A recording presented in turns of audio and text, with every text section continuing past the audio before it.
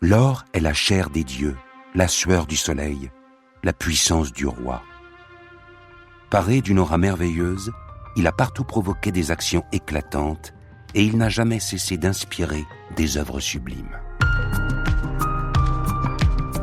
Découvrez l'incroyable épopée de l'or, la nouvelle saison de La Voix des bijoux, un podcast de l'École des Arts Joailliers avec le soutien de Van Cleef & Arpels.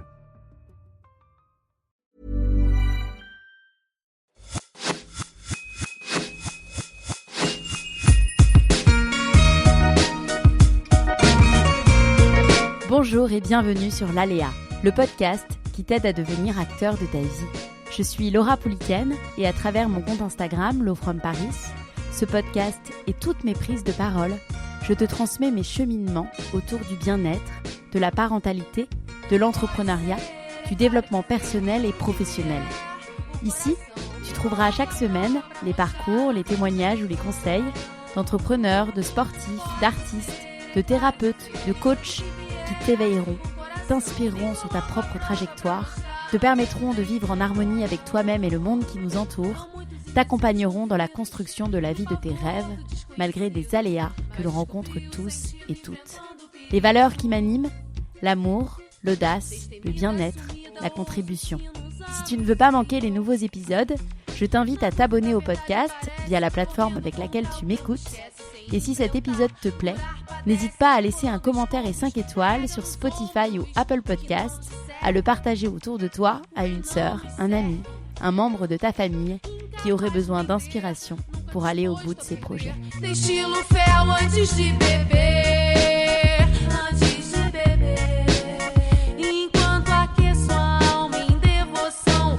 Célébrer le vieillissement dans une société qui glorifie le jeunisme. C'est la mission d'Isabelle Caron, passionnée de beauté depuis son plus jeune âge. Lorsqu'elle fonde sa propre agence de publicité et signe ses premiers clients dans cet univers, elle s'aperçoit assez rapidement qu'elle n'est pas en phase avec la vision de ces derniers. Elle a le sentiment de mettre en avant des fausses promesses et de proposer des produits malhonnêtes. Alors Isabelle imagine la marque de ses rêves, qui privilégierait l'efficacité, la naturalité, l'écologie et la créativité. Elle pose tout sur le papier et en 2009 naît la marque Absolution. Elle se confronte néanmoins à plusieurs obstacles. Elle n'a pas fait les études pour et ne vient pas du monde de la cosmétique. Mais à force de passion, de travail et de conviction, elle parvient à hisser sa marque dans la cour des grands.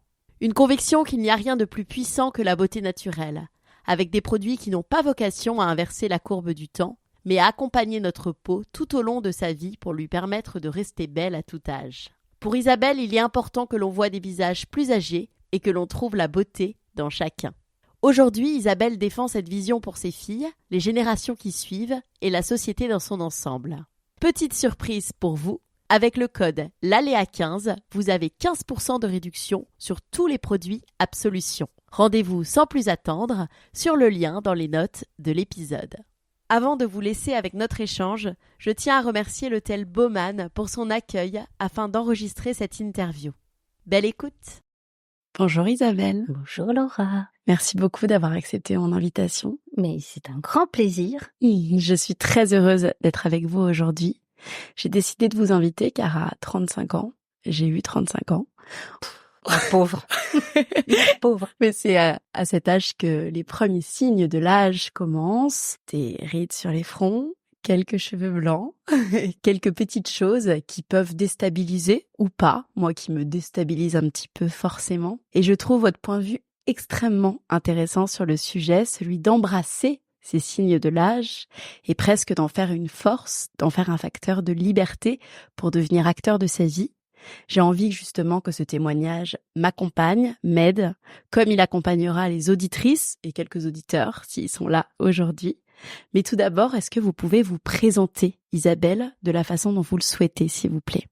Comment me présenter? Je suis parisienne, je suis chef d'entreprise puisque j'ai créé une marque de cosmétiques qui s'appelle Absolution et j'avais auparavant créé une agence de design. Je suis mariée très récemment.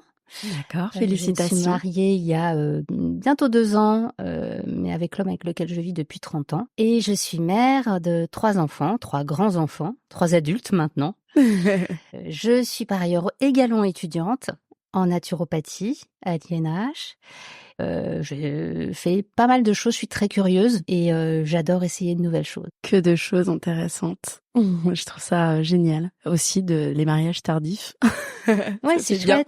C'est Quand chouette. les enfants sont un peu plus grands pour pouvoir profiter de la fête. Je trouve ça génial aussi. Avant de rentrer dans le vif du sujet, est-ce que vous pouvez m'expliquer, Isabelle, les moments forts de votre parcours et de votre histoire, qui peuvent nous aider à vous connaître avant justement la création de la marque Absolution?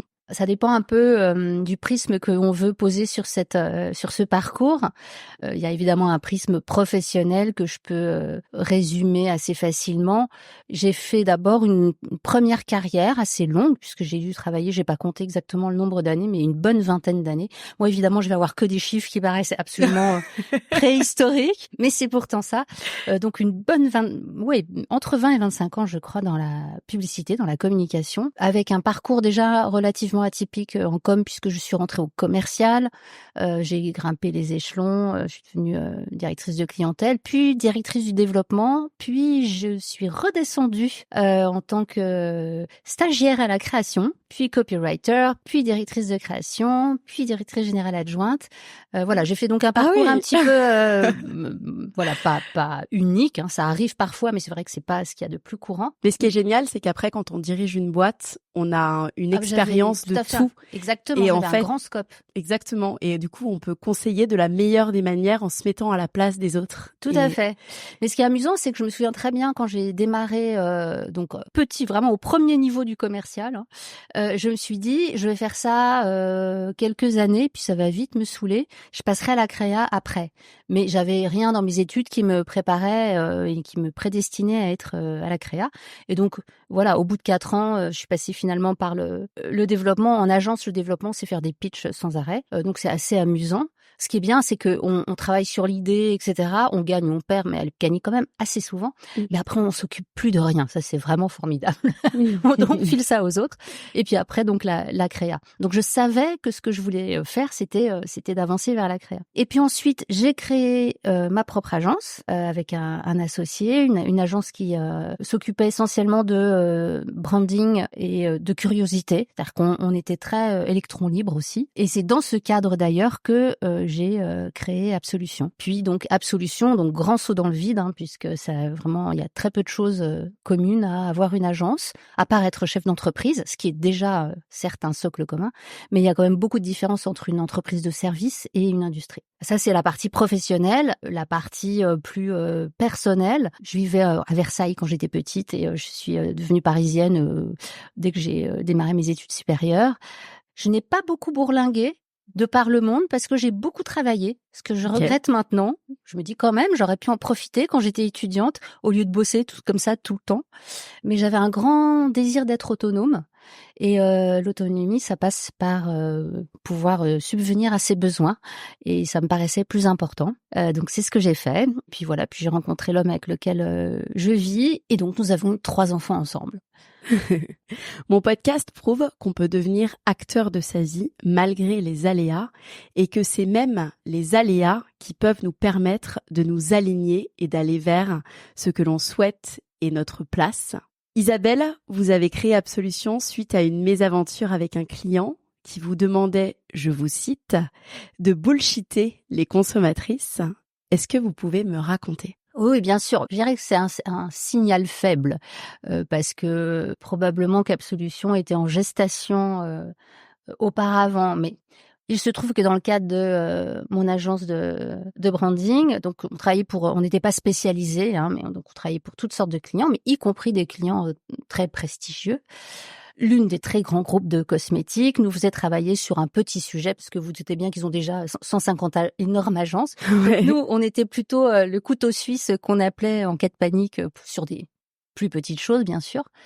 Bon, il s'avère que, comme d'habitude avec souvent les gens qui sont dans des très grands groupes, qui par ailleurs, dès qu'on les sort de leur entreprise, peuvent être tout à fait formidables, adorables, très intéressants, etc. Mais curieusement, quand ils sont dans cet environnement-là, sont plus souvent extrêmement pénibles. Et donc, il s'avère que ce qu'on nous demande de faire est incompréhensible, extrêmement pénible, extrêmement mal payé et à faire du jour pour le lendemain. Et en plus, sur un postulat que moi je n'aime pas du tout et qui était quand même beaucoup le postulat des cosmétiques à l'époque, ça évolué, vraiment. Mais bon, à l'époque, c'était quand même le grand bullshitage général. Hein. Il n'y en avait pas un pour sauver l'autre. J'ai travaillé aussi pas mal en agence, donc je vois exactement de quoi vous parlez. Hein. Alors que moi, bon, on peut dire que faire de la publicité, c'est déjà essayer de noyer le poisson et de faire des écrans de fumée. C'est vrai et pas vrai. Je crois qu'il y a quand même plusieurs façons de faire de la publicité. La bonne, entre guillemets, et la mauvaise pour moi. En tout cas, moi, j'ai toujours essayé de faire la bonne. C'est-à-dire de choisir ce qui était vraiment intéressant dans un produit et de mettre ça en avant sans en promettre davantage, sans dire aux gens que ça va révolutionner leur vie, parce que ça n'est jamais vrai que un bien de consommation va révolutionner votre vie. Mais malgré tout, disons de prendre ce qui est plausible et intéressant et de le mettre en avant. En cosmétique et en beauté, c'était rarement ce qui était fait. On promettait toujours monts et merveilles. Bon, c'est encore un petit peu comme ça, mais enfin, ça c'est quand même... on a mis beaucoup plus de raisonnable dans nos propositions. Oui. Bref, donc tout me déplaisait dans cette affaire et j'ai fait ce que je ne pouvais pas faire jusqu'à présent, c'est-à-dire appeler mon client et lui dire j'arrête. Ça, c'est quand même le grand plaisir qu'on peut avoir quand on est chef d'entreprise. Évidemment, on ne souhaite pas le faire avec tous nos clients. On adore nos clients, bien entendu.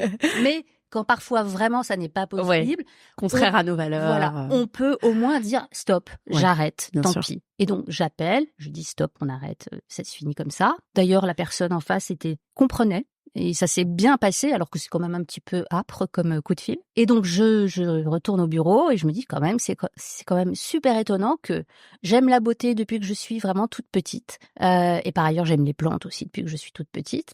Donc, mon premier budget beauté, qui n'était pas celui-ci, qui était dans une autre agence, j'étais folle de joie. Mais vraiment folle de joie. Au bout d'une semaine, je pleurais. Et il s'est avéré qu'à chaque fois que je travaillais pour de la cosméto, au mieux, c'était juste inintéressant. Ouais. Et au pire, c'était vraiment un chemin de croix. Pourquoi c'était comme ça? Et donc, je me suis dit que c'était très curieux qu'on puisse pas avoir un discours intéressant. Enfin, il semblerait qu'on ne puisse pas avoir un discours intéressant sur la beauté, qu'on ne puisse pas faire des promesses raisonnables, qu'on ne puisse pas proposer des produits honnête, avec uniquement des bonnes choses dedans. Je fais des généralités, il y a évidemment toujours des exceptions. Donc même à l'époque, il y avait quelques exceptions, mais pas beaucoup. Et donc, comme j'aime pas râler, et j'ai une petite phrase que je dis toujours qui est la critique est aisée, l'art est difficile. Et c'est vrai, tellement facile de critiquer. C'est vrai. Mais faire, c'est une autre paire de manches. Donc je me dis, bon ok, arrête de chougner, puisque et en termes de communication et en termes de consommatrice aussi, tu n'arrives pas à trouver des choses qui te plaisent vraiment, qu'est-ce que tu ferais ? Vas-y, qu'est-ce que tu ferais ? Donc j'écris Absolution sur le papier, je réunis vraiment toutes les idées que j'ai eues depuis très très longtemps, puisque j'ai été chercher des choses de livres que j'ai lus quand j'avais 18 ans à l'époque, alors que je n'avais déjà vraiment plus 18 ans. Toutes les notions d'écosystème, de microbiote cutané, qui maintenant paraissent totalement évidentes, enfin totalement évidentes, pas à tout le monde, mais enfin voilà. Dans la presse, on parle de microbiote cutané. On va dire que ça se démocratise de plus en plus. Voilà. Quand moi j'en parlais il y a 15 ans, puisque ça fait 15 ans qu'Absolution existe, même la presse, qui pourtant, je veux dire, les journalistes beauté sont tout à fait au courant et informés, me disait c'est quand même un peu intellectuel. Alors que ça ne l'était pas, c'est de la science, et puis la façon dont j'en parlais, moi je ne suis pas scientifique non plus, donc de toute façon, j'en donnais une version très compréhensible et très abordable. Donc je réunis tout ça dans Absolution, enfin dans mon petit PowerPoint à l'époque, et je me dis, c'est pas mal ce que t'as écrit là, dis donc. Et j'étais assez contente de moi. Voilà, parfois on fait des choses où on se dit, bon, ça le fait. Puis parfois on se dit, ouais, là c'est bien quand même. Et avec mon associé de l'époque, on se dit, on va creuser un peu le sujet parce que ça peut être intéressant de montrer à nos clients qu'on peut réfléchir un peu out of the box et en tout cas plus large que simplement ce qu'est supposé faire une agence de com. Donc on creuse un petit peu le truc et puis en fait on s'est laissé bouffer complètement par le bébé là qui s'est révélé être un petit ogre et déjà peut-être 3 mois après avoir pondu ça, on était déjà embringués dans des choses. Pour moi, c'était devenu impossible que ça reste quelque chose, un PowerPoint que personne ne m'avait demandé et qui d'ailleurs n'a jamais été présenté à qui que ce soit, d'autre que des investisseurs. Et puis en fait, on s'est lancé. Alors, on s'est lancé dans une période apocalyptique, puis c'était 2008-2009. Très sympa pour aller chercher des sous. Mais je pense que comme très souvent dans les débuts, c'est notre innocence qui nous a sauvés. Parce qu'on aurait su à quel point ça allait être difficile, génial, mais archi difficile. Je ne suis pas sûre qu'on y serait allé. Voilà. Qu'est-ce que justement vous avez trouvé de plus facile et de plus difficile dans le lancement de cette marque Absolution ? C'est un peu comme les bébés. Le faire est facile, l'élever est compliqué. Facile, J'aime bien le très parallèle agréable. parce que c'est très vrai. Mais alors la création, pas difficile du tout. Enfin, pas difficile du tout. Je veux dire, un plaisir avec évidemment quelques aléas, mais quand même principalement du plaisir. Et j'avais une vision vraiment nette de ce que je voulais. Pourtant, j'en ai entendu vraiment de toutes sortes, hein. Mais j'ai pas beaucoup écouté. Et c'est tant mieux parce que sinon, Absolution serait beaucoup. Alors déjà, on serait peut-être plus là. Et puis, en tout cas, ce serait une marque qui aurait beaucoup moins de personnalité que ce qu'elle a aujourd'hui. Après, dans les conseils qu'on m'a donnés et que je n'ai pas écoutés, certains m'auraient peut-être facilité la vie. Voilà, c'est toujours le revers de la médaille. Donc tout ce qui est la création, etc., ça a été relativement facile, alors qu'à l'époque, il n'existait pas du tout les structures qui existent aujourd'hui. Il y avait beaucoup moins de labos qui faisaient du full service. Ouais. Je veux dire, les fournisseurs de packs ne faisaient pas de petites séries. Enfin, voilà, tout était beaucoup plus compliqué et pourtant ça a été relativement simple. Ce qui a été très compliqué, c'est la presse. Ça n'a pas été compliqué non plus. Ils nous ont suivis tout de suite, ils nous ont beaucoup aidés et je les en remercie parce que voilà, il fallait aussi y croire à cette petite marque sortie de nulle part. Ce qui a été très compliqué, c'est la distri. On a toujours été un peu outsider en fait. Il y a des gens qui sont venus nous voir tout de suite, hein, qui ont cru en nous tout de suite. Mais la cour des grands, j'y suis rentrée que beaucoup plus tard et je suis même pas encore complètement rentrée. Mais ça, c'est dû à deux choses. C'est dû au fait que je n'ai pas fait une grande école. Et il y a une vraie différence énorme D'accord. à avoir fait. Enfin, je veux dire, ça paraît être une super la palissade. Mais Ouais, mais j'aurais pas pensé. Le réseau grande école et un Ouais. réseau tout secteur, tout voilà, qui D'accord. fonctionne. Bah, c'est quand même vachement plus cool quand tous Ouais. vos potes de promo sont directeurs marketing, Ouais. directeurs généraux, chefs d'entreprise. Ça facilite beaucoup de choses. Et donc ça m'a suivi, je dirais, toute ma carrière entre guillemets. Mais d'une certaine façon, je l'ai moins senti en pub et je l'ai beaucoup senti dans l'industrie. Ok, c'est intéressant, j'aurais pas pensé. Et de ne pas venir non plus de la cosmétique, mais ce qui est un peu lié puisque bon, quand même assez souvent, enfin, je veux dire, bon, les stagiaires L'Oréal viennent assez rarement d'un BTS. C'est un peu lié. Mais en tout cas, le fait de pas avoir d'expérience en cosmétique voulait dire que non seulement il y a plein de choses que je connaissais pas, avec l'avantage de ne pas connaître certaines choses non plus, mais bon, trouver les bons fournisseurs, le réglementaire, voilà. Ouais. La distri, c'est plus facile d'appeler un pote ou un pote de pote que quelqu'un qu'on ne connaît pas. Vous pouvez en être encore plus fière. Si j'ai voulu aussi, Isabelle, vous recevoir sur le podcast, c'est que selon moi, devenir acteur de sa vie ne peut se faire sans prendre soin de soi, de sa beauté, de son bien-être et sans changer son regard sur l'âge non plus. Et justement, vous disiez que la beauté était très important pour vous depuis longtemps. Quel est votre propre rapport à la beauté, Isabelle, et à votre beauté? Alors, mon rapport à la beauté, pour moi, la beauté, au sens global, je dirais, c'est vital. J'ai de la chance, et on a tous de la chance parce que le monde est rempli de merveilles et rempli de beauté et rempli de trucs moches aussi, mais de la beauté, il y en a partout. Mais pour moi, c'est vraiment hyper important d'être entourée de beauté. Je tombe malade si je ne suis pas entourée de beauté. Alors ça peut être une beauté extrêmement simple. C'est pas du tout beauté et luxe, pour moi ça a strictement rien à voir. Oui. Hein, on est bien d'accord. Enfin, il peut y avoir de la beauté dans le luxe, bien entendu, mais il peut y avoir de la laideur dans le luxe aussi. Oui. Mais être entourée de beauté, de plantes, de nature, d'objets beaux, enfin voilà, c'est vraiment super important pour moi. Sinon, vraiment, ça me draine et en 15 jours, je tombe malade. Moi qui ai une santé de fer. Voilà, donc ça c'est vital pour moi et j'ai à cœur de la protéger, de la restaurer, de l'amplifier. Enfin, pour moi c'est un peu ma mission d'une certaine façon. Ma beauté, la partie personnelle de la beauté, c'est important aussi évidemment. C'est important et c'est devenu quasiment encore plus important en ayant une marque de cosmétiques parce que on se sent un petit peu responsable de son image. C'est là où c'est évidemment compliqué, où on danse sur le fil entre rester soi et puis n'être que soi. Enfin, je veux dire, je suis pas Miss Univers. Et en même temps, essayer d'être au mieux de sa beauté. C'est toujours cette ambivalence et qu'on abordera certainement quand on parlera de l'âge, parce qu'on essaye souvent de nous présenter ça comme tout ou rien. C'est un peu comme le féminisme, hein. C'est tout ou rien. Oui. Pas du tout, en fait. C'est pas tout. Enfin, je veux dire, moi, je suis tout complètement féministe, mais je veux dire, ce qu'on nous renvoie, c'est la virago ou évidemment que non. C'est juste, c'est comme du lobbying, quoi. Voilà.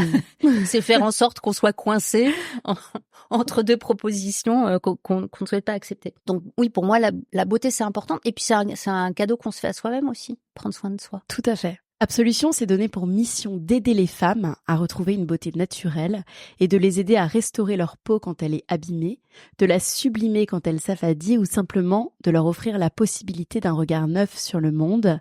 Les premiers signes de vieillissement, les rides du sourire sur le front apparaissent vers 30 ans, même avant. Est-ce que vous pouvez m'expliquer les principaux facteurs des problèmes de peau et du vieillissement rapide ? Alors, ça, je vais pas du tout pouvoir le faire très rapidement.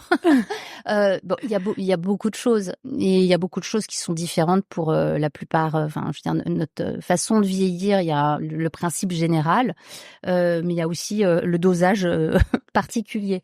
Bien entendu, il y a de la génétique, mais heureusement, l'épigénétique est là. Donc, il y a essentiellement, on sait que la partie épigénétique, en plus, est plus importante que la partie génétique. Donc, notre façon de vivre, ce qu'on mange, la façon, si on dort suffisamment, si on fait du sport, si on est stressé ou pas en permanence, si on vit dans un environnement pollué ou avec la clim tout le temps, si on est à la campagne, je veux dire, tout ça, évidemment, a de l'importance.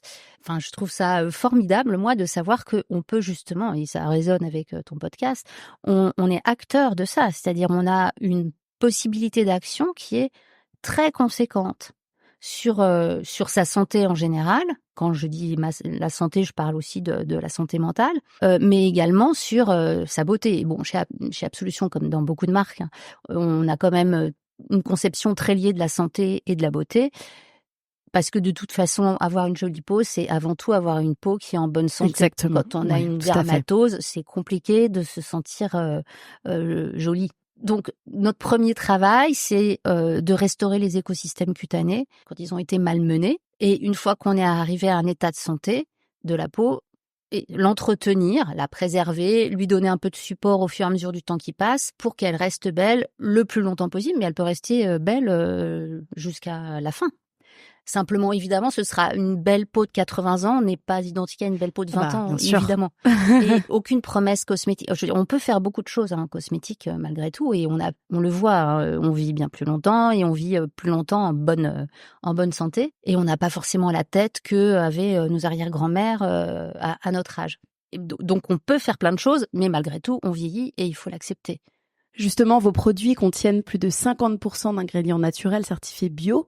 Alors, c'est peut-être évident pour certains, d'autres moins.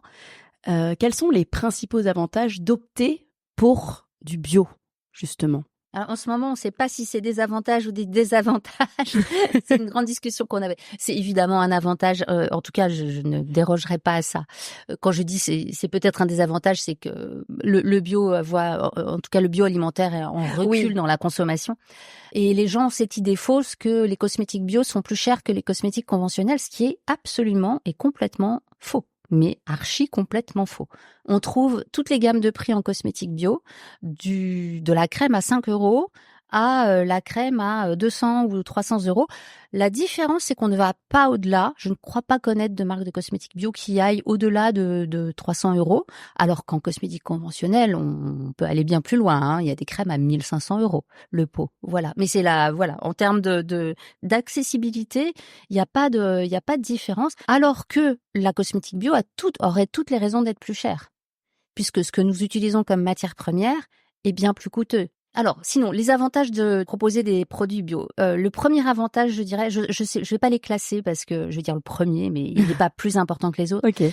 C'est l'efficacité. En fait, le bio, c'est extrêmement efficace parce que les ingrédients, les actifs vivants parlent à votre peau, ils se reconnaissent. Il y a une très bonne biocompatibilité entre la peau et tous les actifs naturels. La seconde raison, c'est que quand on formule en bio, ça peut être identique en naturel. Tous les ingrédients de la formulation sont actifs, ce qui n'est pas du tout le cas quand on est en conventionnel, où on a beaucoup de produits morts, entre guillemets, enfin je veux dire qui n'ont que des fonctions de matière ou d'épaississant ou de choses comme ça, mais ils n'ont pas d'activité en eux-mêmes, hormis celle-ci, et puis il y a 2 ou 3 actifs qui vont avoir une activité.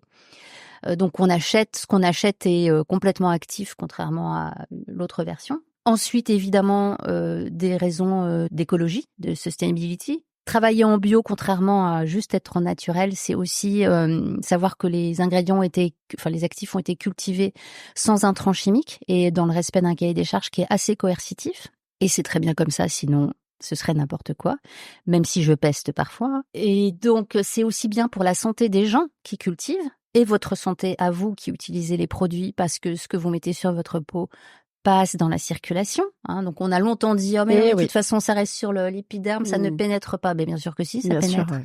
Donc, et bien sûr que si, nos glandes stockent les ingrédients pas très recommandables. Donc, c'est important de mettre des bonnes choses sur votre peau. Et puis, la dernière chose, c'est aussi politique. Pour moi, c'est important la dimension politique du bio.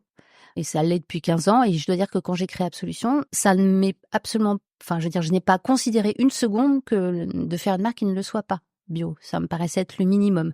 Ça n'était pas suffisant. Après, entendons-nous bien, une marque bio est pas forcément extraordinaire. Je donne souvent l'exemple d'un restaurant parce que une marque bio, certifiée bio, ça veut dire que ce que vous allez utiliser n'est pas nocif et a été cultivé dans le respect d'un cahier des charges on est audité chaque année, donc ça n'est pas vrai que... Après, le cahier des charges bio n'est pas un cahier des charges qui englobe absolument tout. D'accord. Donc, par exemple, oui, le bio espagnol, c'est pas forcément génial, mais c'est mieux que du conventionnel espagnol. Oui, voilà. Enfin, c'est toujours le... Voilà.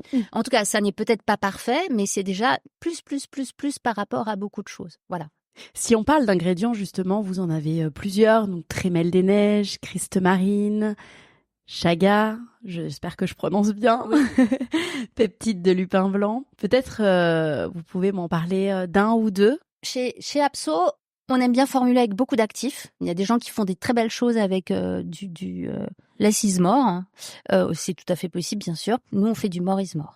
Okay. Il y a beaucoup d'actifs, ce qui est totalement une mauvaise idée en ce moment quand il y a autant de problèmes de matières premières. Et on travaille avec, je dirais, 3 types d'actifs. Les actifs classiques de la formulation bio, ceux avec lesquels tout le monde travaille, c'est vraiment comme les briques. Donc, tu vois, le beurre de karité, le jojoba, l'huile de sésame, l'aloe, des choses comme ça. C'est des super ingrédients. Dans ces ingrédients-là aussi, il y a des questions de qualité. On peut avoir un aloe et puis on peut avoir un aloe sublime. Ouais. Voilà, donc nous, on essaye plutôt de prendre le sublime.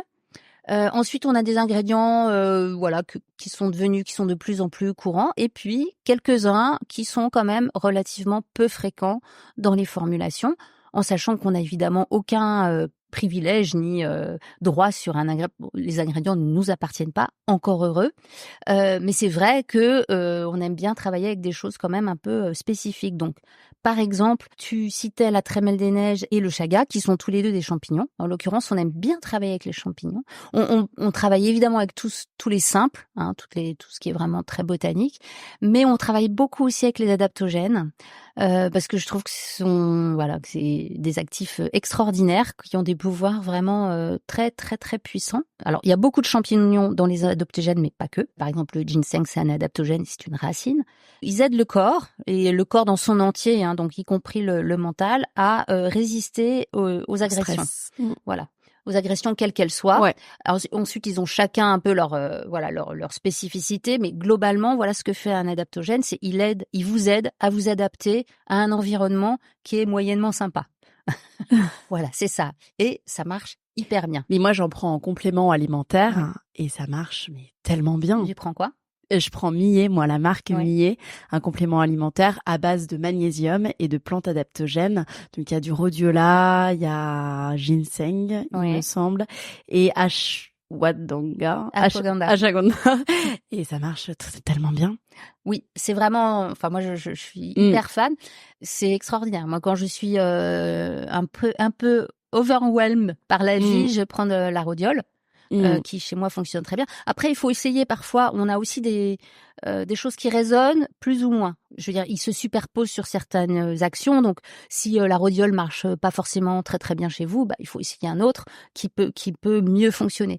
Mais par exemple, le chaga, qui figure dans notre crème Beau Jour, c'est un champignon donc adaptogène qui, à ce jour, dans le monde végétal connu, puisqu'on connaît qu'une toute petite partie du monde végétal, c'est ridicule. Alors, je ne sais plus combien on connaît d'espèces, mais c'est gigantesque, mais on sait qu'on n'en connaît qu'une petite partie. Mais malgré tout, dans ce monde gigantesque, c'est la plante, c'est pas une plante, mais le champignon qui a le taux d'antioxydants le plus élevé, mais énorme. Donc, prendre du chaga, c'est se doter d'un bouclier contre les agressions, quelles qu'elles soient. Ça booste le système immunitaire d'une façon vraiment très importante. Mais on travaille donc dans la crème Beau Jour, par exemple, ça va aider la peau en fait à mieux résister aussi bien au processus de vieillissement que à la pollution, qu'au stress, que à ce genre de choses. Mais par exemple, si je reste sur la crème Beau Jour, on a également dedans un patchouli qui n'est pas du tout mis pour son parfum, qui est mis, c'est un patchouli spécifique, qui est mis pour ses vertus CBD-like, c'est-à-dire qu'il va agir sur la peau comme si c'était du CBD alors que ça n'en est pas. Et le CBD, il agit sur la peau. En fait, la peau est recouverte de neurotransmetteurs. Et donc, le CBD, je simplifie un peu, il parle ces petits neurotransmetteurs en leur disant, les gars, tout va bien, cool. Ah, cool. Okay. Donc, les neurotransmetteurs ne transmettent pas un influx qui dit panique à bord, déclencher de l'inflammation. Et donc, toutes les peaux qui ont tendance à être un peu réactives ou qui ont des dermatoses, etc., se trouvent calmées par l'action de ce patchouli. Justement, on en parlait tout à l'heure, les premiers signes de vieillissement peuvent varier d'une personne à l'autre en fonction de divers facteurs, tels que la génétique, on l'a dit, le mode de vie, l'exposition au soleil, les habitudes alimentaires. Mais finalement, Isabelle, est-ce que vous auriez, vous, des recommandations pour prendre soin de sa peau naturellement à partir de 30 ans, puis 40 ans? Ça, je trouve que c'est super difficile comme question. Oui, j'imagine. Parce que comme il y a tellement de spécificités, il y a beaucoup de facteurs. On en finit toujours par en revenir un peu à ce que sont supposées dire les mamans, c'est-à-dire ne te couche pas sans t'être nettoyé le visage. Ça, c'est quand même vraiment important.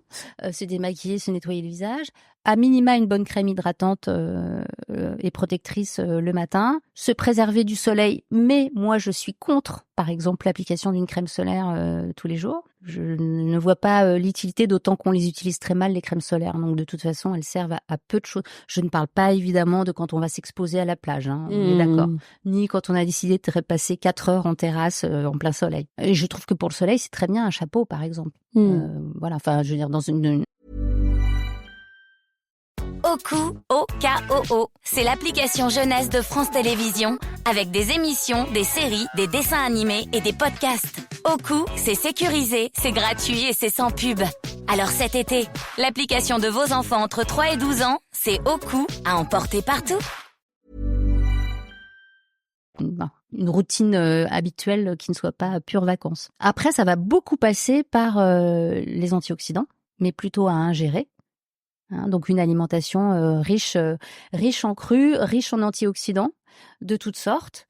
Se préserver autant que possible du stress, donc de l'exercice physique, de la cohérence cardiaque. C'est des conseils de bon sens qu'on a tous lus 400 millions de fois. Après, mais qu'on n'applique pas forcément. Voilà, c'est pour ça que Absolution s'appelle Absolution. C'est parce que on sait très bien ce qu'il faudrait faire, oui, mais on ne le fait pas curieusement. Ou en tout cas pas tout. Et bon, c'est très bien comme ça. Mais il y a quand même un peu un régime minimal qui est celui-ci. C'est se nettoyer le visage, se démaquiller le soir, appliquer au moins une crème hydratante, protectrice et antioxydante le matin. Pas forcément de soins de nuit à 30 ans. Ça peut dépendre de sa peau, mais moi je trouve que les gens démarrent tout ce qui est, je veux dire pro-age et non pas le mot interdit, anti-âge, trop tôt à mon avis. Ne pas fumer, c'est aussi un bon conseil que je n'ai pas suivi pendant très longtemps, mais c'est quand même aussi un bon conseil. Parce que pour le coup, ça n'apporte, effectivement, pour la peau, même pour la santé en général, mais pour la peau, c'est vraiment pas un bon pote. Ça, on le sait. Voilà, c'est compliqué de faire des recommandations. Oui. Et puis à 30 ans, les gens n'ont pas du tout la même peau. Enfin, je vois des femmes à 30 ans qui ont encore une peau de bébé vraiment, et d'autres qui sont déjà beaucoup plus marquées. Ça dépend de beaucoup de choses. Mais est-ce qu'il y a des idées reçues que vous voudriez peut-être déconstruire? Je pense à ce qu'on peut entendre comme dormir sur le ventre provoque des rides ou le maquillage fait vieillir plus vite. Bon, alors ça, c'est pas vrai. Le maquillage ne fait pas vieillir plus vite. Bon, à moins d'utiliser vraiment un maquillage épouvantablement irritant. Mais bon, je veux dire, la cosmétique a aussi beaucoup progressé, même en conventionnel, la plupart des marques ont revu leur formule pour enlever les choses les plus suspectes. Donc même si c'est pas formidable encore aujourd'hui, c'est quand même. Et puis on a une législation en Europe qui est une des plus sévères du monde par rapport au. Ça me fait bien rigoler. Cette espèce de favoritisme qu'on attribue aux marques étrangères. aux marques américaines, aux marques australiennes. Donc, en fait, on préfère des marques qui ont été formulées dans le respect de leurs lois, tout à fait, mais dans le respect de leurs lois qui sont beaucoup plus cool que les nôtres. Hein, je sais pas le chiffre exact, mais je crois aux États-Unis, il y a environ 300 ingrédients qui sont interdits. En Europe, il y en a 3000. En tout cas, c'est l'ordre de grandeur. Mais on dit, ah ouais, mais cette marque américaine est trop chouette. Elle est peut-être trop chouette, mais elle est probablement bien moins bien formulée qu'une marque française ou européenne, en tout cas. Donc, sur le make-up, non, c'est pas vrai du tout. Au contraire, d'une certaine façon, porter un fond de teint offre une petite protection solaire, même s'il ne contient pas de SPF, mais malgré tout, les minéraux, les pigments qu'il va contenir, fait quand même comme une petite couverture, donc d'une certaine façon, ça peut protéger. Dormir sur le ventre, c'est de toute façon pas très bon, même d'une façon générale pour la santé. Oui, quand on dort, alors la position la plus, je dirais, adaptée à sa beauté et à la santé aussi, en fait, c'est de dormir sur le dos, parce qu'on laisse sa cage thoracique respirer tranquillement, et puis parce que effectivement, on n'a pas le visage écrabouillé par l'oreiller. C'est vrai, mais je dirais que d'une certaine façon, sur le ventre, sur le côté, dans les deux cas, on a un peu le visage ratatiné. Donc, c'est pas terrible. Mais ce qui serait encore moins bien, c'est de ne pas dormir parce qu'on n'arrive pas à dormir autrement. Ouais, ça c'est sûr. Isabelle, l'un de vos sujets phares est la non-visibilité en beauté des femmes de plus de 40 ans. D'où cela vient-il ? Je sais pas d'où ça vient, probablement du fait que je vieillisse. Vous savez, généralement, les choses prennent la source en nous-mêmes. Alors, 40 ans, moi, je dirais même probablement un peu plus tard. C'est pas spécifiquement en beauté, c'est d'une façon générale. Les femmes, au fur et à mesure qu'elles prennent de l'âge, deviennent de plus en plus invisibles. Quel que soit le sujet, quel que soit le secteur. Alors maintenant, c'est un petit peu à la mode. Donc ça y est, on commence à avoir des couvertures avec des femmes qui ont 50 ans ou 60 ans. Incroyable. Bon, ce n'est pas n'importe quelle femme, on est d'accord. C'est ce que j'allais dire. Mais bon, les couvertures des magazines, c'est jamais n'importe quelle femme. Donc, bien sûr. Ça n'a pas, voilà, c'est un peu logique. Donc, quand on parle de beauté, hop, ça y est, effectivement, après 40 ans, il y a plus grand monde. Beaucoup de marques continuent. Alors, tout le monde fait des efforts, hein. Ça change. Mais enfin, si on faisait un pourcentage, la plupart des pubs sont quand même faites avec des filles qui ont 25 ans. Et encore, max, quel que soit le sujet, mais d'une façon plus générale. Je veux dire, au cinéma, on en parle, dans la musique, enfin dans la culture, les chefs d'entreprise, enfin voilà. Les femmes ont déjà pas une place énorme, et plus elles vieillissent, moins elles en ont. Il y a qu'à voir sur le tapis rouge du Festival de Cannes. Voilà, par exemple. Et pourtant, ça a déjà bougé. C'est comme d'habitude, il faut continuer à se battre et ne pas se satisfaire de ce qui a progressé. Il faut aussi, de temps en temps, se dire, bon, c'est déjà un peu mieux qu'avant. Mais ça n'est pas suffisant. Ce qui devrait être suffisant, c'est juste que ce soit pas un sujet. C'est ça, en fait. Il s'agit pas spécifiquement de glorifier non plus le fait de prendre de l'âge et d'avoir 50 ans, 60 ans. Je veux dire, ça a plein d'aspects géniaux, et puis ça a des aspects moins bien. Comme d'être ado, comme d'être enfant, comme d'être adulte, comme d'avoir 30 ans. Mais la façon dont la société propose l'avancée en âge pour les femmes, c'est au fur et à mesure, en fait, toutes les choses qui pouvaient être bien, on perd tout. Mais en revanche, la proportion de choses atroces grandit pour avoir l'impression qu'il n'y aura plus que ça après. Des trucs horribles. Vous le ressentez personnellement ? Moi, je le ressens pas trop parce que je me sens pas si âgée que ça, et puis surtout parce que j'ai décidé de m'en foutre, et puis parce que je suis chef d'entreprise. Je suis pas soumise on peut pas me mettre en pré-retraite alors que j'ai pas envie. On peut pas se dire non, cette promo c'est pas pour toi ma cocotte, parce que tu comprends, le mec en face là on peut pas. Donc je n'ai pas ce risque-là. Mais oui, je pense que ça, c'est pesant. Puis il y a des choses qu'on voit quand même. On voit que le regard des gens change sur vous en avançant. Vous défendez justement, vous en parliez tout à l'heure, le pro-âge, le pro-age, voir le vieillissement d'un autre œil. et se sentir bien dans sa peau, peu importe son âge. Quels sont vos conseils pour y parvenir et peut-être qu'est-ce que vous faites vous personnellement? Alors, mes conseils, c'est toujours un peu, je dirais pédant, de dire alors faites ceci, faites cela. Chacun fait comme il veut et chacun fait comme il peut. Et on peut pas forcément les mêmes choses aussi, et puis on n'a pas forcément les mêmes besoins. Ce qui est important, je pense, c'est de s'aimer de plus en plus. Au fur et à mesure du temps, parce que comme on le sait de toute façon, il y a une personne qui est toujours avec vous, c'est vous-même. Donc autant être en bonne entente avec vous-même. Et puis aussi que au fur et à mesure du temps, on va quand même passer de plus en plus de temps avec soi-même. Ça, c'est une réalité, qu'on ait eu des enfants ou pas. Mais même si on a eu des enfants, vos enfants, ils vont faire leur vie et c'est très bien comme ça, c'est souhaitable. Même si vous avez eu un boulot, tout le monde ne peut pas travailler toute sa vie. Hein. Il y a des gens, il y a des métiers qui s'y prêtent, mais pas tous. Et puis, tout le monde n'a pas envie de travailler toute sa vie non plus. Mais ça veut dire qu'on aura moins de collègues, etc. Donc, au fur et à mesure, quand même, on a un univers qui se rétrécit un petit peu. C'est important justement de pas le laisser trop se rétrécir et de continuer à aller de l'avant et vers les autres. Moi, j'ai l'impression que ce qui me tient et ce qui m'intéresse, mais parce que c'est ma nature, c'est la curiosité. Je suis hyper curieuse de plein de choses et j'ai l'impression que je pourrais bien vivre 1000 ans, ça n'aura pas épuisé ma curiosité. Et j'aime apprendre, donc là, je suis étudiante et je galère. Parce que c'est hyper difficile et j'ai beaucoup de mal à tout retenir. Mais bon, c'est super intéressant, j'adore. Que j'y réfléchissais justement pour ce podcast, je me disais que je continue à faire des nouvelles choses tout le temps. Par exemple, cette semaine, je vais tester le bain de glace Trop bien. de Wim Hof. Tu vois, je fais tout le temps des trucs et je réfléchis pas du tout en fait avant de m'engager. Hop, ça passe, je me dis ah oui tiens. Cette année, j'ai commencé à prendre des cours de chant. Mais je pense que j'aurais fait ça il y a 10 ans, j'aurais fait ça il y a 20. Enfin, ça ne fait pas de différence.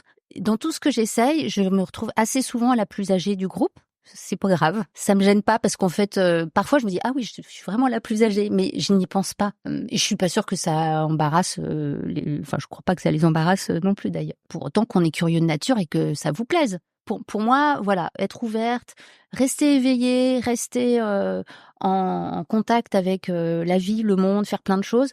Je trouve que c'est pour moi une très bonne façon d'avancer dans le temps. Mais ça ne veut pas dire, et c'est toujours cette histoire des injonctions, ça ne veut pas dire qu'on ne peut pas juste avoir envie je sais pas quoi, ça va faire un peu cliché, mais de jardiner. Moi, par exemple, j'ai très très envie de jardiner, et je vais le faire. Mais et puis de bouquiner et d'avoir une vie super cool. Voilà, on doit pas passer d'un cliché qui est soit la grand-mère gâteau, soit la vieille chose dont on sait pas très bien quoi faire, à la super nana, enfin le décalage de la superwoman de 30 ans, mais plus 30, et hop, il faut tout faire du sol au plafond, voyager, faire ceci, faire cela. Non, lâchez-nous la grappe. Comment, selon vous, le Pro-Âge peut-il contribuer à changer les normes de beauté et à promouvoir l'inclusivité? Je pense que c'est hyper important qu'on s'habitue à voir des visages plus âgés, qu'on s'habitue à les trouver beaux, enfin certains en tout cas, beaux, parce que ce qui est très pervers dans tout ça, c'est que on est tout autant conditionné, enfin je veux dire, on fait partie de la société, donc on a été tout à fait aussi conditionné. Donc oui, c'est compliqué. Moi, je suis sur un shooting, on me prend en photo, les photos arrivent. Je trouve ça un peu raide de me regarder. Ouais, ça, je pense tout le monde. Je trouve ça un peu raide de me regarder. Ouais. Et les autres ont beau me dire « Oh, t'es super belle, gna gna gna. Ouais, Et je suis là « Oui, oui. » Donc je me dis oui, ça va. J'en enlève 2-3 où vraiment je trouve que c'est pas possible. Mais nous, on fait pas de retouche ni rien. Zéro retouche. Je trouve ça un petit peu difficile. Et c'est parce que c'est moi, donc c'est encore plus difficile. Mais on a fait parfois des séries photos avec des femmes de 50 ans, des modèles, donc quand même, déjà on tape un peu dans le gratin. Et quand on fait des photos de près, c'est quand même plus compliqué qu'une petite demoiselle de 18 ans, évidemment. Mais c'est un prisme, c'est vraiment culturel, quoi. Et il faut qu'on se défasse de ça. Mais c'est pas si compliqué. Mais ça demande un petit effort. Et c'est toujours perturbant de se rendre compte que soi-même, alors que c'est contraire à ce qu'on pense, à ce qu'on veut, à tout, Et malgré tout, on a une petite réaction qui fait genre ouh ah. Et donc c'est super important que on s'habitue à ouvrir nos champs de beauté à des gens qui sont pas dans le moule là, donc qui sont soit plus âgés, les rides ou je sais pas ou plus gros, trop fins, trop ceci, trop cela, enfin tout ce qui était hors cadre, tout ce qui était trop ou pas assez avant, tu vois, le faire rentrer parce que la beauté elle peut être là-dedans aussi. Ce serait mentir après de dire que tout le monde est extraordinairement beau. Non, c'est pas vrai. Mais il y a un peu de beauté dans chacun, ça c'est vrai. Après, il y en a qui en ont plus que d'autres. C'est vrai aussi, c'est comme ça. Mais il faut ouvrir nos chakras et nos visions, mais c'est un vrai travail cru. Les féministes parlent de déconstruction, mais c'est aussi ça, c'est déconstruire notre image de la beauté.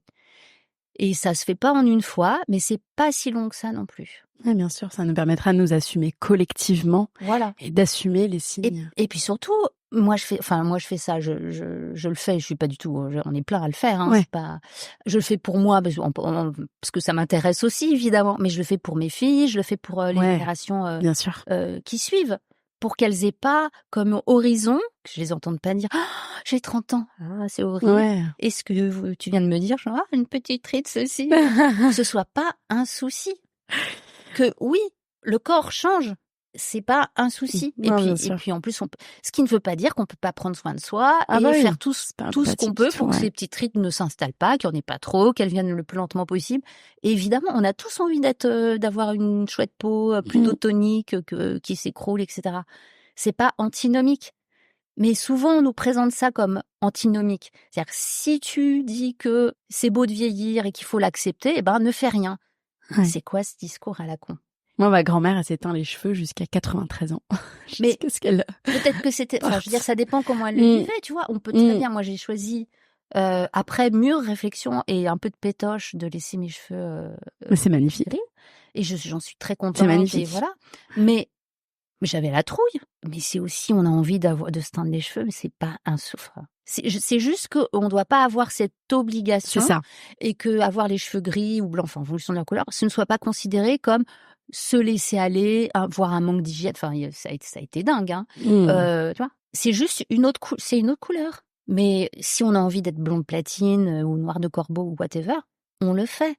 Enfin, tu vois, il faut pas remplacer des injonctions par d'autres. Ce serait vraiment, on se tire une balle dans le pied. Qu'est-ce qui est bénéfique pour vous dans le fait, justement, de prendre de l'âge? Plein de choses bénéfiques en prenant de l'âge. La première chose, c'est encore une fois, ça paraît une lapalissade, mais c'est chouette de prendre de l'âge, ça veut dire qu'on est encore en vie. Et puis, on gagne en liberté et on a une vie plus riche, je trouve, dans le sens où moi, aujourd'hui, j'ai tous les âges, pas tout à fait tous, parce que je n'ai pas encore vécu le grand âge, je n'ai pas encore 90 ans, c'est pas tout de suite, mais dans la même journée, je peux avoir des joies d'enfant, je peux avoir des angoisses d'ado, des responsabilités, des problématiques ou des sentiments de trentenaire, des choses, des ressentis de quinquas. C'est cumulatif en fait. On ne passe pas d'une phase à l'autre en oubliant tout ce qui s'est passé avant. On cumule. Et donc, c'est comme si on a une sphère d'expérience de plus en plus large et on joue avec ça. Donc, en avançant, vous ne perdez rien. Vous ne faites que accumuler des possibilités et des ressentis. Et c'est vraiment génial. Donc, on est bien plus riche. Évidemment, il y a quelques désagréments avec l'avancée en âge. Ce serait mentir que de dire le contraire, mais pas plus qu'il y en a à chaque âge. Donc là, on est sur plutôt un cumul d'expériences et de ressentis. Et c'est ça qui est chouette. Merci pour ces mots, Isabelle. Avant de passer aux petites questions de fin, j'ai une dernière question sur justement Absolution. Si c'était à refaire, qu'est-ce que vous feriez différemment? Je crois que je me ferais plus aider. C'est un peu ma nature je vais tout faire toute seule. Et pas du tout pour exclure les autres, mais juste je vais pas emmerder les autres avec mes trucs. Et je suis costaud, je vais y aller, je vais faire. Ce qui a plein d'avantages, hein. Je pense que je me suis du coup dispensée de profiter de gens qui pouvaient peut-être m'aider à aller plus vite ou plus sûrement. Mais encore faut-il tomber sur les bons. C'est ça, mais c'est un bon conseil pour ceux qui nous écoutent, c'est que parfois justement Superwoman, On veut pas se faire aider alors qu'on pourrait gagner du temps. On va finir par des petites questions, Isabelle. Vos routines pour rester bien physiquement et mentalement et ne pas dépasser vos limites malgré le travail que demande l'entrepreneuriat. Si tu en as, tu me les donnes. Moi, je sais pas, moi je suis au bout du rouleau là. Donc, j'ai quand même perdu, la semaine dernière, j'ai perdu mes clés, mon sac à dos avec mon ordi, mon téléphone. Et j'ai retrouvé les 3. Enfin, on me les a retrouvés, incroyable. L'univers a été tellement sympa avec moi, mais j'ai quand même réussi à faire tout ça dans une seule semaine. C'est pas mal. Hein. Okay. C'est un peu quand même genre, foutre la paix. Alors, mes routines, j'ai pas vraiment de routine. J'essaye d'avoir. Alors, je me rends compte, et c'est amusant parce que plus je vieillis, plus c'est le cas. J'ai de plus en plus besoin de faire du sport. Beaucoup plus. Quand j'avais 30 ans, je ne faisais pas de sport. J'avais 3 enfants en bas âge, ça suffisait bien à faire du sport. Et j'habite au 6e étage sans ascenseur, donc pas mal aussi. Je fais pas mal de sport. Enfin, j'essaye de faire au moins 3 séances par semaine. Et si je le fais pas, ça me manque vraiment. Bien manger. Alors, enfin, c'est que des trucs idiots, hein. Enfin, idiots, non, mais vraiment bien manger, ça fait une différence, je crois, très, très importante. Le yoga m'aide quand même bien. Le sommeil, en revanche, j'ai la chance d'avoir un excellent sommeil, mais je dors très peu. Ah oui. Parce que j'arrive pas à me coucher, parce que j'ai trop de trucs à faire. Pourtant, j'aime beaucoup dormir, hein. Je trouve ça super cool, mais juste, il faudrait, je sais pas, tout le temps. Mais c'est une force, hein, de pas avoir besoin de beaucoup de sommeil, hein. Mais vraiment. Si je suis pas moi, c'est mon rêve. Si je suis pas occupée, je peux très bien faire des nuits de 8 heures, ou voire même de 9, hein. Mais sinon, je me couche habituellement plutôt vers 3 heures du matin. Ah oui, d'accord. Mes routines, c'est un peu ça. C'est, donc, en fait, il y en a pas beaucoup. Votre plus grande leçon personnelle ou professionnelle de ces dernières années? Je pense que c'est accepter de me faire aider. Le souci, c'est que il faut tomber sur les bonnes personnes, parce que des conseils, tu vois, t'es toujours entouré quand t'es entrepreneur de gens de conseils, n'est-ce pas? Moi, j'ai été conseil en plus pendant des années, et je sais, comme on dit, les conseillers ne sont pas les payeurs. Hein, c'est-à-dire que donner des conseils c'est bien, mais bon, après si ça fonctionne pas, de toute façon, c'est toi qui dois apprendre à assumer. Mais quand tu tombes sur la bonne personne, c'est un démultiplicateur incroyable. Et aussi, je crois, un autre truc, c'est de se faire un petit groupe de potes qui sont entrepreneurs aussi, si possible. Parce qu'on est vraiment, enfin, c'est pareil, hein, c'est de la palissade, on le sait tous, mais on est vraiment tout seul. Et c'est difficile d'être tout seul. Même quand on a la chance d'avoir une famille, d'être entouré, etc. Ah oui. Mais c'est pas pareil. Ah bah pas du tout. Ils ont pas forcément les mêmes problématiques. C'est pas pareil. Puis à un moment, on en a marre de les saouler avec nos trucs. Exactement. Sans compter qu'on peut se filer des coups de main, des bonnes idées, etc. Mais surtout être épaulé en se disant qu'on n'est pas tout seul dans la galère. C'est horrible. On a l'impression, toi aussi t'en chies, ouais. Ouais, non mais c'est tellement vrai. Mais quand même, ça remet un peu. On se sent plus fort après. Qu'est-ce que vous diriez à ceux qui souhaitent se lancer dans un projet qui leur tient à cœur mais qui n'osent pas? Bon, je leur dirais qu'il faut y aller et que l'impression qu'ils ont que tout le monde entier les regarde est complètement fausse. Allez-y, testez, éventuellement plantez-vous, éventuellement réussissez, mais de toute façon, ça n'a pas forcément... Alors bon, n'engagez pas tout votre argent, n'hypothéquez pas votre maison si vous en avez une, etc. Bien entendu, mais le risque de se planter existe, évidemment, et so what? Surtout quand on est au début. Quand on est après, évidemment, on a de plus en plus à perdre. Et c'est donc de plus en plus angoissant. Mais au tout début, on n'a pas tant de choses que ça à perdre, à part le regret de ne pas l'avoir fait. Donc je pense qu'il faut y aller. Et vraiment, on a toujours cette impression que, il faut que ce soit parfait avant d'y aller, etc. On sait tous que c'est faux. Après, voilà, ça fait partie des choses que l'on sait, mais pourtant, Donc non, ça n'est pas grave si ça n'est pas parfait. Il faut d'abord y aller. Et ensuite, la plupart des gens ne vous regardent pas. Exactement. Et la plupart des gens, si vous vous plantez, l'auront complètement oublié. Le peu qui regardaient le sauront, l'auront de toute façon oublié. Ouais. Et puis même s'ils l'ont pas oublié, so what? Vous avez tenté quelque chose, vous avez éventuellement subi un échec. Ok, mais il y a aussi plein de gens qui réussissent. Hein. Est-ce que vous pouvez me citer une ressource qui vous inspire? Ça peut être un livre, un film, un podcast, ce que vous voulez. J'ai trouvé ça difficile. Alors moi, j'ai toujours beaucoup de mal avec ces questions parce que tout d'un coup, soit je ne me souviens de rien, soit j'ai 4000 références qui viennent. Donc, je me suis décidée pour 2 choses. Je me suis décidée pour tout à fait différentes. Je me suis décidée pour Bobin, pour les livres de Christian Bobin, qui m'accompagne depuis bien 35 ans. Parce que quand je parlais de l'importance de la beauté dans le monde, parce que Bobin, c'est comme s'immerger dans la beauté. C'est extraordinaire. Donc, ça fait un bien fou. Quand le monde est trop dur, quand vraiment ça tiraille de partout, là, un petit coup de Bobin, c'est bien. Et puis, sur un tout autre plan, je dirais TEDx, une ressource facile qui est accessible à tout le monde. Parce que ce que j'adore aussi, j'adore la beauté, mais j'adore l'intelligence. C'est horrible ces phrases, vraiment. Mais je veux dire, je suis épatée par l'intelligence. Voilà. Et je trouve ça rassurant. Enfin, d'abord, j'apprends plein de choses. Ouais. Et je trouve ça rassurant de savoir qu'il y a des gens hyper intelligents qui font des trucs incroyables. Peut-être parce qu'on a quand même, à longueur de temps, plutôt des exemples contraires. Ouais. et que ça finit par être déprimant et angoissant. C'est chouette de se confronter à des gens qui sont mieux que nous, je veux dire, voilà, qui font des trucs hyper importants, qui ont des pensées hyper complexes, qui simplifient leur discours pour le mettre à notre niveau. Je trouve ça chouette, quoi. Et qui sont pas forcément mis en valeur sur les réseaux sociaux. Et tout à fait. Qui poussent voilà, sans commentaire. Vos citations préférées? Bon, là, j'ai besoin de mon anti-sèche. Alors, parce qu'en fait, préféré, j'en ai plusieurs, mais j'en ai choisi quelques-unes. Alors, une citation de Leila Slimani qui est « Qu'est-ce qu'une femme puissante ? Une femme qui n'a pas peur de décevoir ».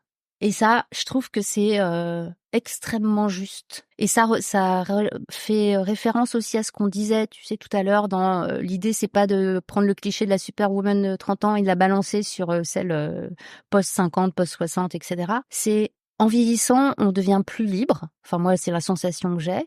Et donc, on s'en fout de décevoir, quoi. C'est pas que ce soit un objectif, hein. Ouais. La personne qu'on doit pas décevoir, c'est soi-même.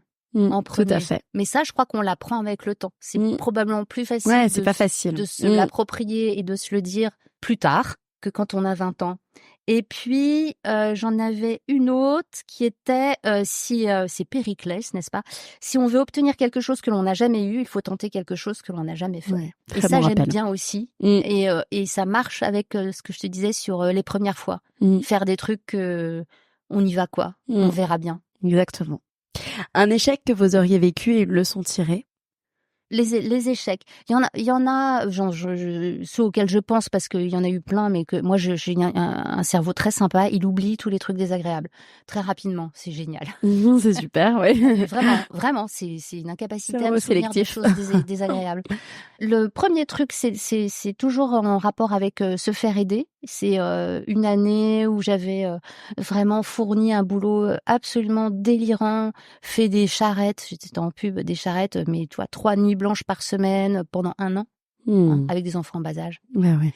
Enfin voilà, donc j'avais vraiment l'impression, tu vois, tout ça pour délivrer les trucs à temps, etc. Entretien annuel. Je me fais incendier par ma boss. J'étais directrice de création, mais je me fais incendier par ma boss. Et alors là, je n'ai pas compris parce que je n'ai toujours pas compris. Et j'en ai discuté après. Et en fait, la problématique, c'est que j'avais été, d'une certaine façon, j'avais voulu tout tenir toute seule. J'avais pas demandé d'aide, évidemment. Et surtout, j'avais éventuellement même refusé de l'aide, ce qui avait été très mal perçu. Ne pas considérer que demander de l'aide, c'est faillir. Première chose. La seconde, c'est que en ces périodes de super exposition personnelle sur les réseaux sociaux, ça paraît un peu bizarre de dire ça. Mais moi qui suis d'une autre époque, où il n'y avait pas de réseaux sociaux, j'ai beaucoup travaillé sans justement me mettre en avant, sans réseauter, parce que bon, j'avais pas la génétique pour ça d'une certaine façon, donc pas de grandes écoles non plus. Enfin, tu vois, j'avais pas été habituée, mes parents non plus. Enfin, c'était pas dans mon ADN professionnel. Et donc, pour moi, ce qui était hyper important, c'était de faire mon boulot le mieux possible. Voilà, de délivrer, d'avoir des équipes qui fonctionnent bien, qui sont contentes, de progresser, blablabla. Mais de me mettre en avant moi, non, tu vois. Et ben, c'est con, vraiment. C'est très, très con. Et ça, je l'ai vu quand même. J'ai mis un certain temps à m'en rendre compte. J'ai pas été très rapide sur le coup, mais j'ai bien mis une vingtaine d'années à me dire mais qu'est-ce que j'ai foutu là en fait, en me rendant compte que des gens qui en avaient fait beaucoup moins que moi, qui étaient plutôt souvent de sexe masculin en plus, mais beaucoup moins de moi, étaient à des postes beaucoup plus élevés et surtout gagnaient bien mieux leur vie que moi. Voilà. Alors maintenant, on a basculé dans un truc qui est, je trouve, l'inverse, c'est-à-dire que c'est une espèce de surexposition personnelle permanente. Ça prend tellement de temps que je ne sais plus quand est-ce que les gens entendent de faire leur travail. L'autre, le vrai, normalement, travail. trouver le juste, c'est compliqué, hein. Trouver la juste façon de se mettre en avant sans en faire trop si c'est pas votre goût. Après, il y a des gens qui aiment et tant mieux pour eux. Mais c'est quand même important parce que sinon, en fait, il faut l'ouvrir, quoi. Bah oui, bien ouvrir sûr. sa gueule. Et ça, c'est souvent quelque chose que les femmes ne font pas. C'est pareil pour les augmentes, c'est pareil. Il faut aller demander parce que même si on est très content de vous, je dis ça. Alors, les gens de chez Abso, vous n'écoutez pas ce que je dis. Non, mais je les ai en permanence. Ils le savent. Mais c'est vrai que une femme, enfin c'est une généralité, mais une femme a tendance à beaucoup moins réclamer. Elle a tendance à penser que ce qu'on lui offre c'est déjà très bien et qu'elle doit faire ses preuves. Un mec va arriver en pensant que de toute façon c'est déjà extraordinaire qu'il daigne éventuellement travailler pour vous. Ouais, c'est fou. Il va demander plus, il obtiendra plus, il en fera moins. Enfin, c'est très caricatural. Bah oui, mais c'est tellement vrai. Enfin, moi, je recrute des gens depuis donc 40 ans. Je le vérifie tout le temps. Les statistiques le vérifient. Voilà, même les plus grandes écoles prestigieuses le vérifient avec plus de nanas qui sortent, mieux notées, mieux diplômées, qui ont des postes moins importants et qui sont moins bien payées. Oser demander, oser se mettre en avant. Se mettre en avant suffisamment, en tout cas le curseur avec lequel on est bien. Mais même si on a un curseur très bas parce qu'on n'aime pas trop, il faut le faire. Tout à fait, très bon conseil. Et ma dernière question, qui est ma question rituelle du podcast, c'est quoi pour vous devenir acteur de sa vie ? C'est rester éveillé, c'est essayer de pas se laisser porter tout le temps, alors que c'est hyper agréable de se faire porter. Enfin, on est tous pareils, hein, on aime bien. C'est reposant. Puis nous, on a la chance quand même de vivre dans un pays où il y a pas mal de choses qui nous portent. Tu vois, on lutte pas pour, enfin, la plupart d'entre nous, heureusement en tout cas, ne luttent pas pour leur survie jour après jour. Mais bon, c'est la grenouille et l'eau tiède, quoi. Enfin, voilà, c'est-à-dire qu'au fur et à mesure, on s'amollit. On accepte des choses qui sont moyennement acceptables à tous les niveaux, hein, mais aussi à un niveau personnel. On se ramollit, on est de plus en plus compatissant. Alors, c'est pareil, c'est toujours des histoires d'équilibre et de ratio. Il s'agit pas d'être intransigeant avec soi-même non plus. Il faut être... J'ai écouté un podcast tout à l'heure et enfin, elle parlait d'être une bonne mère. Toujours l'image de la bonne mère avec soi. Une bonne mère, c'est quelqu'un qui va être évidemment tendre, affectueux, compatissant et éduquant, mais qui éduquer, c'est aussi parfois dire non, pas ça, pas comme ça, ou pas encore, ou pas, voilà. Donc je pense que c'est important de rester éveillé, de pas se dire bon ça y est j'ai fait mon temps, maintenant je profite. Et d'être tout le temps en train de se challenger, de ne pas trop accepter. De pas accepter n'importe quoi. De pas accepter n'importe quoi, et parce que quand on commence à accepter quelque chose pourquoi on n'est pas tout à fait aligné, de pas céder forcément à la facilité. Ouais, exactement. Parce que c'est toujours plus facile de dire bon allez, c'est pas très grave. Parce que effectivement, ça peut ne pas être très grave. Ouais. Et ça, c'est pas très grave, même dans tous les domaines, exactement. Grave, et puis un autre plus grave, et puis un autre plus grave, etc. Tout en, je veux pas qu'on se transforme non plus en être rigide et pétri de morale, mais je pense que c'est important d'avoir de la conscience personnelle, de la conscience collective aussi. Ce serait bien qu'on retrouve un peu de conscience collective, par exemple. Merci Isabelle. Merci Maura. Cet épisode est maintenant terminé. En espérant qu'il vous ait plu, je vous donne rendez-vous maintenant sur le compte Instagram lalea.podcast pour découvrir les coulisses de l'interview.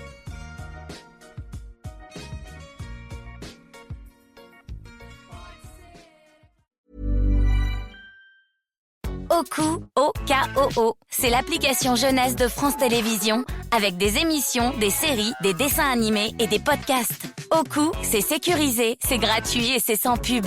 Alors cet été, l'application de vos enfants entre 3 et 12 ans, c'est Oku à emporter partout.